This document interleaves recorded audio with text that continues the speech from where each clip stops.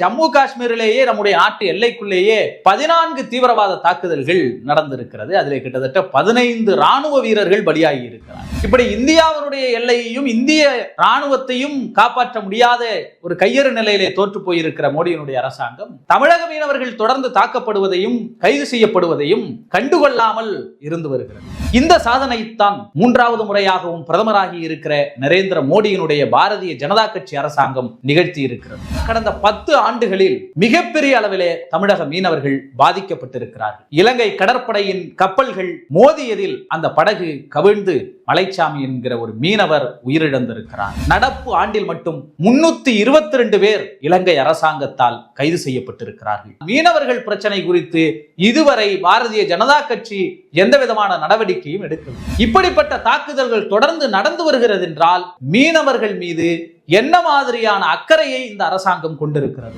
பாரதிய ஜனதா கட்சியின் 5 ஆண்டுகளில் மட்டும் 170க்கும் மேற்பட்ட படகுகள் இலங்கை அரசால் சிறைபிடிக்கப்பட்டு அவர்களிடத்திலேயே இருக்கிறது, விடுவிக்கப்படவில்லை. நான் ஒரு சபதம் எடுத்திருக்கிறேன் என்று சொன்ன மோடியினுடைய சபதமும் என்னானது என்கின்ற கேள்வியை அந்த கண்ணீர் சிந்துகிற மீனவர்களுடைய குடும்பங்களில் இருந்து எழுப்ப வேண்டியது இருக்கிறது. Karim's biryani paradise at liberty and catering services, கோடம்பாக்கத்தின் அறுசுவை அடையாளம்.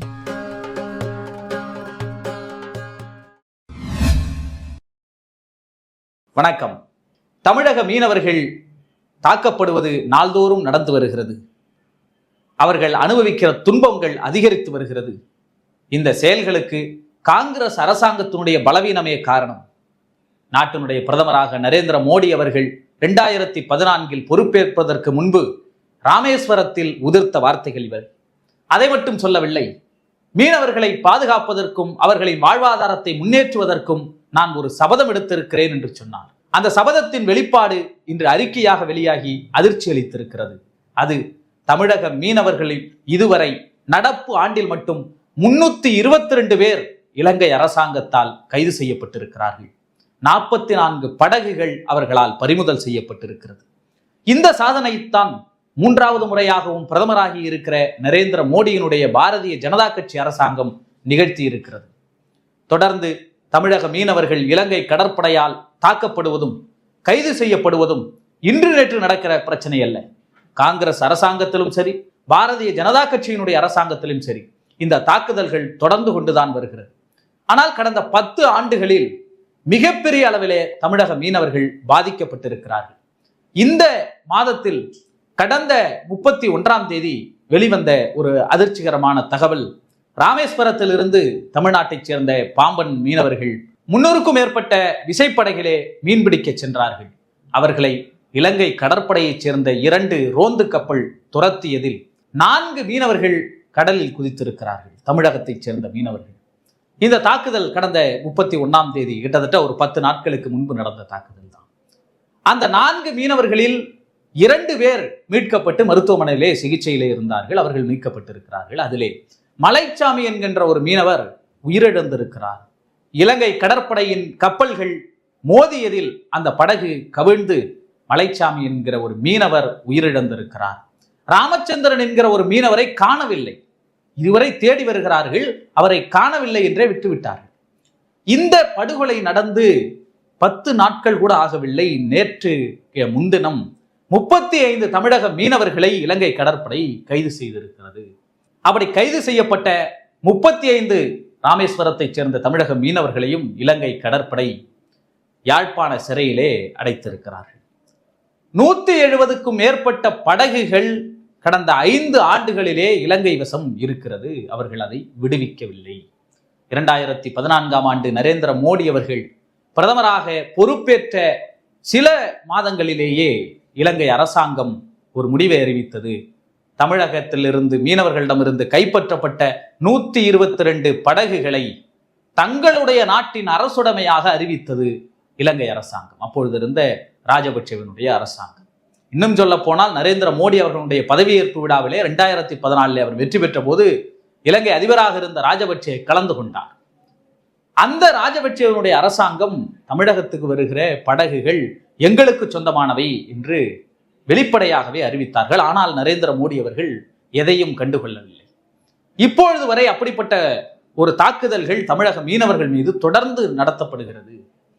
கடந்த 10 நாட்கள் இடைவெளிக்குள்ளேயே ஒருவர் படுகொலை செய்யப்படுகிறார், ஒருவர் காணாமல் போகிறார். மேலும் 35 பேரை கைது செய்து சிறையில் அடைக்கிறார்கள். அவர்களுடைய படகுகள் இதுவரை விடுவிக்கப்படவில்லை. கடந்த ஆட்சி காலங்களிலே, காங்கிரசினுடைய அரசாங்க ஆட்சி காலங்களிலே படகுகளை மீட்பதற்கு அறிவிப்புகள் வெளியாகும். 2 நாட்டில் சேர்ந்தவர்கள் பேசுவார்கள். படகுகள் சேதாரமடைந்தால் அதற்கான நிவாரணங்களை பெற்றுக் கொடுப்பார்கள். ஆனால் பாரதிய ஜனதா கட்சியில் அப்படி எந்த ஒரு நடவடிக்கையும் மீனவர்களின் பக்கம் நின்று எடுக்கவில்லை. 2014 கடல் தாமரை மாநாடு என்கிற ஒரு மாநாட்டை அவர்கள் பாம்பனிலே கூட்டினார்கள் பாரதிய ஜனதா கட்சியின் சார்பிலே. அப்பொழுது வெளியுறவுத்துறை அமைச்சராக இருந்த சுஷ்மா ஸ்வராஜ் அவர்கள் அந்த மாநாட்டிலே தேர்தலுக்கு முன்பாக உரையாற்றினார். இனிமேல் ஒரு தாக்குதல் கூட இலங்கை கடற்படையிடமிருந்து தமிழக மீனவர்கள் மீது விடாது. நாங்கள் அவர்களை மிகப்பெரிய அளவிலே பாதுகாப்போம். இந்த பிரச்சனைக்கு காங்கிரஸ் தான் இதுவரை காரணமாக இருந்திருக்கிறது. அவர்களை பாதுகாப்பதில் பாரதிய ஜனதா கட்சி உறுதியளிக்கும். நாங்கள் பேச்சுவார்த்தைகளை மேற்கொள்வோம் என்று மிகப்பெரிய அளவிலே வாக்குறுதிகளை கொடுத்தார். ஆனால் சுஷ்மா ஸ்வராஜ் அவர்கள் இப்பொழுது மறைந்து விட்டார். இருந்த போதும் பாரதிய ஜனதா கட்சி அதன் பிறகு எந்த நடவடிக்கையும் எடுக்கவில்லை. இந்தியாவுடைய வெளியுறவுத்துறை அமைச்சராக அப்பொழுது சுஷ்மா ஸ்வராஜ் இருந்தபோது அவரும் இலங்கையினுடைய வெளியுறவுத்துறை அமைச்சரையும் அழைத்து ஒரு குழுவை போட்டார்கள். மீனவர்கள் மீதான தாக்குதலை நிறுத்துவதற்கும் இலங்கை கடற்படையினுடைய அட்டூழியங்களை கட்டுப்படுத்துவதற்கும். இனிமே யாரும் உயிரிழக்க கூடாது, அதை அனுமதிக்க மாட்டோம் என்று ஒரு குழுவை போட்டார்கள். 3 மாதத்துக்கு ஒரு முறை இந்த கமிட்டி கூடி மீனவர்களை பாதுகாப்பதற்கு பேச்சுவார்த்தை நடத்தும் என்று அறிவித்தார்கள். ஆனால் அது மோடியினுடைய அரசாங்கத்தில் தொடரவில்லை. அது அப்பொழுதே நீர்த்து போன ஒன்றாக மாறிவிட்டது. அதன் பிறகு வெளியுறவு கொள்கைகளிலே மிகப்பெரிய தோல்வியை கண்டிருக்கிற நரேந்திர மோடியினுடைய அரசாங்கம் தமிழக மீனவர்கள் பிரச்சனையையும் இலங்கை கடற்படை தாக்குதல்களையும் அப்படித்தான் கோட்டை விட்டு நிற்கிறது. இந்தியாவிலே 3வது முறையாக பொறுப்பேற்றிருக்கிற நரேந்திர மோடி அவர்களுடைய ஆட்சியிலேயே கிட்டத்தட்ட பொறுப்பேற்று 2 மாதங்கள் தான் இடைவெளியாகிறது. அதற்குள்ளாக ஜம்மு காஷ்மீரிலேயே நம்முடைய நாட்டு எல்லைக்குள்ளேயே 14 தீவிரவாத தாக்குதல்கள் நடந்திருக்கிறது. அதிலே கிட்டத்தட்ட 15 ராணுவ வீரர்கள் பலியாகி இருக்கிறார். இப்படி இந்தியாவினுடைய எல்லையையும் இந்திய ராணுவத்தையும் காப்பாற்ற முடியாத ஒரு கையறு நிலையிலே தோற்று போயிருக்கிற மோடியினுடைய அரசாங்கம் தமிழக மீனவர்கள் தொடர்ந்து தாக்கப்படுவதையும் கைது செய்யப்படுவதையும் கண்டுகொள்ளாமல் இருந்து வருகிறது. எப்பொழுதெல்லாம் தேர்தல் வருகிறதோ அப்பொழுதெல்லாம் ஏதாவது ஒரு பிரச்சனையை எழுப்பி தங்களுடைய கையாளாகாத தனத்தை ஒரு அரசனுடைய நிர்வாகம் மக்களின் மீது போட்டுவிடும். இல்லை என்றால் கடந்த ஆட்சியாளர்கள் மீது போட்டுவிடும். இன்று வரை 10 ஆண்டு காலம் ஆட்சியில் இருந்து விட்டு அடுத்த ஆட்சியை தொடர்ந்த போதும் கூட இன்னமும் காங்கிரசினுடைய தலைவர்களை குறை சொல்லுகிற பாரதிய ஜனதா கட்சியினுடைய போக்கு தொடர்ந்து கொண்டுதான் இருக்கிறது. பிரதமர் நேரு அவர்கள் 60 ஆண்டுகளுக்கு மேலாகிறது. ஆனால் பிரதமர் நேரு அவர்களுடைய ஆட்சியினுடைய குறைபாடுகளை இன்னமும் அதை குறைகளாக சொல்லி பாரதிய ஜனதா கட்சி ஒரு பிரதமரே அதை சொல்லி குறைப்பட்டுக் கொள்வதும் தங்களுடைய இயலாமையை மறைப்பதற்கு கடந்த ஆட்சியாளர்களை குறை சொல்வதையும் பாரதிய ஜனதா கட்சி தொடர்ந்து வருகிறது. அப்படித்தான் 10 ஆண்டு காலம் ஆட்சியில் இருந்த போதும் கூட சரியாக தேர்தலுக்கு முந்தைய சில மாதங்களுக்கு முன்பு ஆர்டிஐ மூலமாக வெளியுறவுத்துறையிலிருந்து ஒரு ஆர்டிஐ கிடைத்திருக்கிறது. அந்த ஆர்டிஐ கச்சத்தீவு விவகாரத்தை பற்றி சொல்லுகிறது என்று தமிழக பாஜக தலைவர் அண்ணாமலை அவர்கள் ஒரு குற்றச்சாட்டை முன்வைத்தார்கள். ஒரு ஆதாரத்தை எடுத்து காட்டினார். வெளியுறவுத்துறையினுடைய சீக்கிரட்டாக இருக்க வேண்டிய அந்த தகவல்கள் வெளியிடப்பட முடியாத தகவல்கள். அது எப்படி ஒரு மாநில பாரதிய ஜனதா கட்சி தலைவருக்கு ஆர்டிஐ மூலம் கிடைத்திருக்க முடியும் என்கிற கேள்விகள் அப்போது எழுப்பப்பட்டது. வெளியுறவுத்துறை அமைச்சராக இப்பொழுது இருக்கிற ஜெய்சங்கர் தான் அப்பொழுதும் இருந்தார்.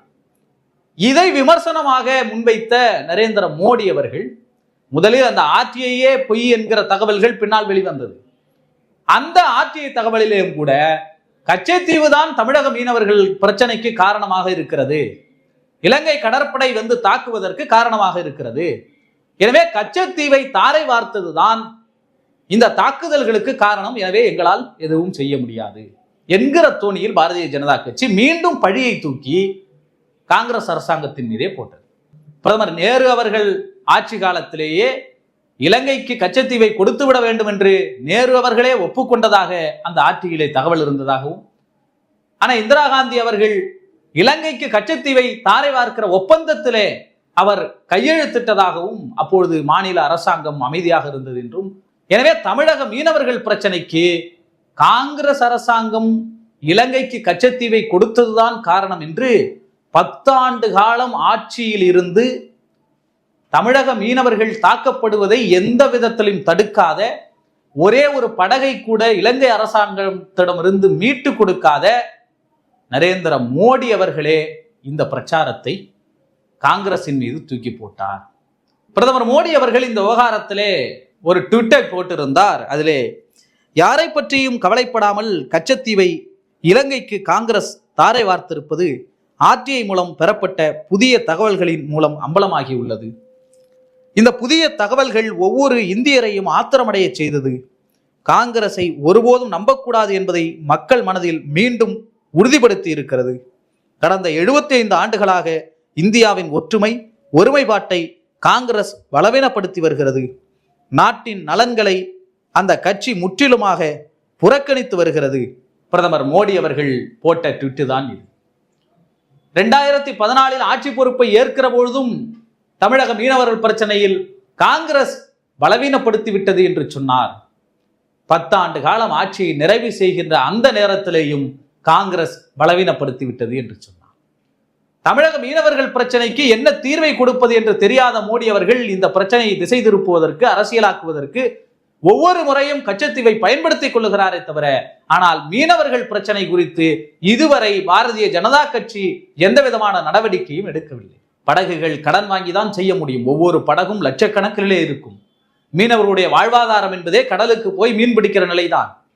கடந்த பாரதிய ஜனதா கட்சியின் 5 ஆண்டுகளில் மட்டும் 170க்கும் மேற்பட்ட படகுகள் இலங்கை அரசால் சிறைபிடிக்கப்பட்டு அவர்களிடத்திலேயே இருக்கிறது, விடுவிக்கப்படவில்லை. அந்த மக்களுடைய வாழ்வாதாரம் என்னாவது? ஆனால் இதை பற்றி எல்லாம் கவலைப்படாமல் தொடர்ந்து இந்த பிரச்சனையில் அரசியலை மட்டுமே செய்து கொண்டிருக்கிறார். தமிழக மீனவர் பிரதிநிதிகள் நேற்றைய முன்தினம் நாடாளுமன்றத்திற்கு எதிர்க்கட்சி தலைவர் திரு ராகுல் காந்தி அவர்களை சந்திக்க சென்றார்கள். நாடாளுமன்ற வளாகத்திற்குள்ளே அவர்களை எப்பொழுதும் அனுமதிப்பதில்லை என்ற குற்றச்சாட்டு வருகிறது. ஆனால் தமிழக மீனவர்கள் எதிர்க்கட்சி தலைவரை பார்த்து கோரிக்கை வைத்திருக்கிறார்கள். நரேந்திர மோடி அவர்களுடைய அரசாங்கம் இலங்கை அரசுக்கு எதிராக என்ன செய்ய போகிறது? 2014 ஆட்சிக்கு வருவதற்கு முன்பு நரேந்திர மோடி அவர்கள் எத்தனையோ பேசினார். இல்லை, இதுவும் உண்டு.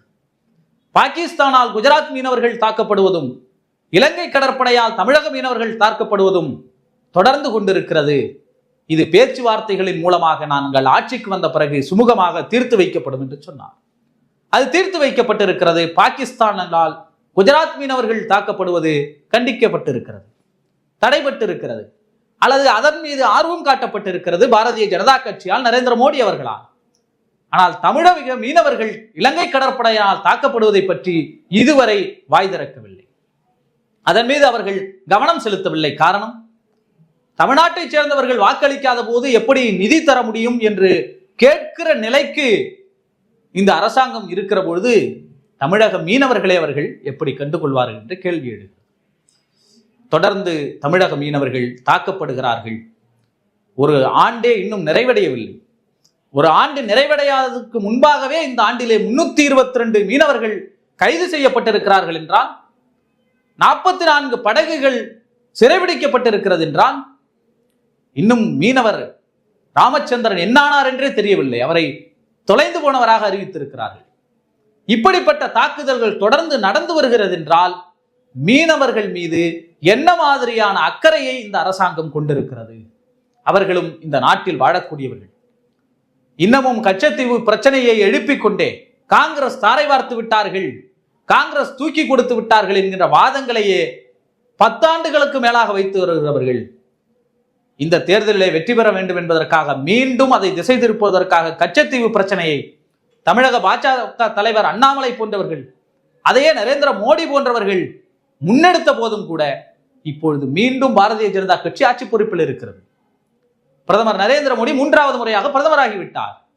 அவர்களால் இப்பொழுது கச்சத்தீவை மீட்க முடியுமா? இலங்கையில் இருந்து அதற்கு வாய்ப்பில்லை என்கின்ற தகவல்களை அவர்கள் சொல்லுகிற பொழுது கூட அதற்கு பதிலை கூட கொடுக்க முடியாத அளவில் தான் இந்திய அரசாங்கம் இருந்து கொண்டிருக்கிறது. தமிழக மீனவர்கள் பிரச்சனையில் பாரபட்சமாக செயல்பட்டு வருகிறார்கள். ஒரு பக்கம் நாட்டிலே சீனாவினுடைய ஆக்கிரமிப்புகள், இன்னொரு பக்கம் தீவிரவாத தாக்குதல்கள், ராணுவ வீரர்கள் உயிரிழந்து கொண்டிருக்கிறார்கள். நாட்டின் தொடக்கமான ஜம்மு காஷ்மீரிலே இராணுவ வீரர்கள் பலியாகிறார்கள். இலங்கை கடற்படையால் இங்கே தமிழக மீனவர்கள் சிறைபிடிக்கப்படுகிறார்கள்.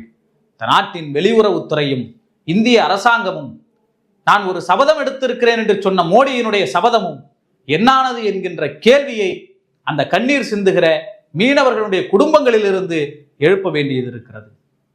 கைது செய்யப்பட்டவர்களுடைய மீனவர்களின் குடும்பங்களில் இருப்பவர்கள் இந்த படகை செய்வதற்காக நிறைய கடன் வாங்குகிறோம், நிறைய பொருள் செலவு ஆகிறது, அப்படி மீன் பிடித்து விட்டு திரும்பி வந்தால்தான் எங்களுடைய வாழ்வாதாரம் நிலைக்கும்.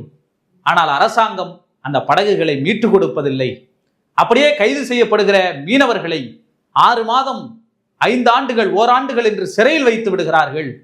அந்த குடும்பங்களுடைய நிலை என்னாவது என்கின்ற கேள்வியை எழுப்புகிறார்கள். இதற்கு நரேந்திர மோடி அவர்களுடைய பதில் என்னவாக இருக்கும் என்பதுதான் தமிழக மீனவர்களுடைய மிகப்பெரிய கொந்தளிப்புடன் கூடிய கேள்வியாக இருக்கிறது. நன்றி, வணக்கம். ஊடகம் கார்ப்பரேட் அரசியல்வாதிகளின் கைப்பாவையாக அடிமைகளாக இருந்தது போதும். இனி சாட்டை எடுத்து சுழற்றும் நேரம் வந்துவிட்டது. ஊடகம் பொதுமக்களாகிய உங்களுக்காக உங்களாலேயே இயக்கப்பட வேண்டும். ஊடக சுதந்திரத்திற்காக உங்களின் பங்களிப்பை இன்றே அளித்திடுங்கள்.